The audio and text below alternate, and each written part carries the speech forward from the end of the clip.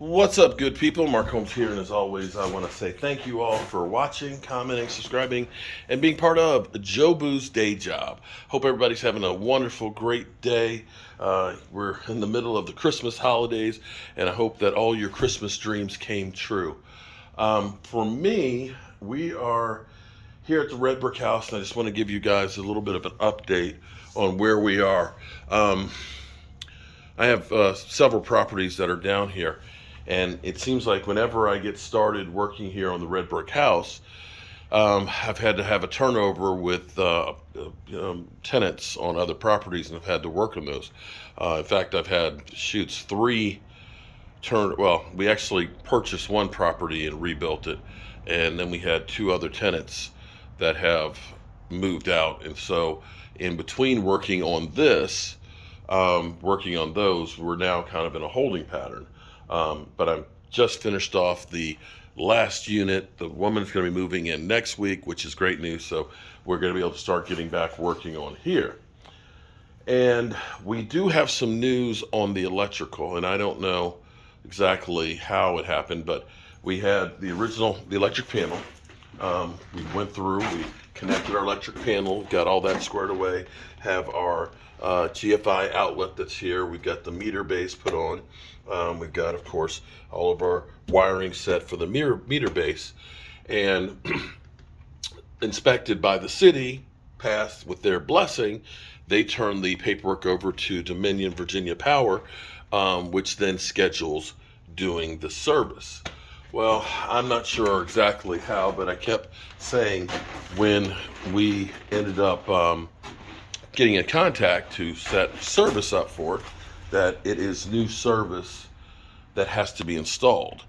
And I think it just got caught up in the paperwork and the misunderstanding with the power company, because they kept thinking that all they had to do was set a meter as opposed to actually running the power from the outside. And just came over here because I need to pick up a couple of things. But we have to actually run the power from the outside meter base. The outside meter base. Go out here and look. This is the meter base right here that they will run a line down the ground only to right here. It's actually really, really close. And by the time we got through the rigmarole and them understanding that, oh, we have to send an engineer out, the engineer, unfortunately, has been doing class work and been out for different reasons and so on. And then we've been just kind of waiting for him to get out here. So he still has yet to actually get out here. But what I ended up doing was I ended up taking pictures of everything that needs to be done, because, you know, the work order's in for repairing the street light as well, and that hasn't happened yet.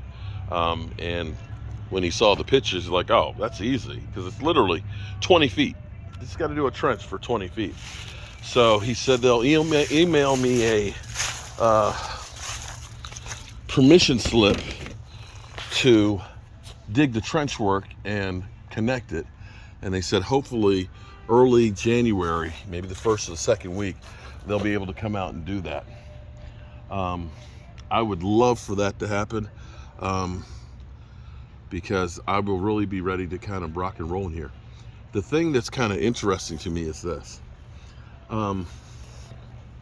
This is an old house. It's been sub-zero this past weekend. It's been cold. There's been no heat in this house in forever. And going in there, it doesn't actually feel that cold. And the other thing that's funny is during the summertime, it's not that hot in here. And there always seems to be like a breeze that circulates. I don't know if that was because of the way they designed these back then, that they hold, you know, I guess with all of the bricks that are in there, it holds the temperature and stuff pretty constant. But it's amazing to me that it doesn't feel that cold. Now, when we're working on this in the wintertime, we do have a propane heater that'll help us to kind of heat it up. But the next thing I want to do is I want to finish off getting the framing done in the upstairs. I've got to take the chimney off up here and do patching on the roof before we can finish doing all that. We'll go through and we'll be able to set up some of the OSB plywood sheathing up there, and my brother can then start running the ductwork, because we're going to put the ductwork on top of the in the attic. It's not the most energy efficient, of course, but what we're trying to do is keep from excuse me, we're trying to keep the look of the house. You didn't have bulkheads in here back in the day, and you didn't have ductwork, so we'll actually use 2 units. One unit in the attic, which will feed the upstairs, and we'll put one up underneath the house, which will feed underneath of it, and that way we won't have to worry about seeing ductwork throughout. So that's what we got right now with the red brick house. It's coming along, you know, it's 202 years old, so I'm sure a few more months won't be the end of the world for it. But I must say, just doing the porch on the back here, getting the areaway done over there, getting the ivy off of it, getting the roof painted, it looks a lot better than it did. And that's all I got to say for you. All right, go over here and get this other stuff finished and head on up the road. Appreciate y'all.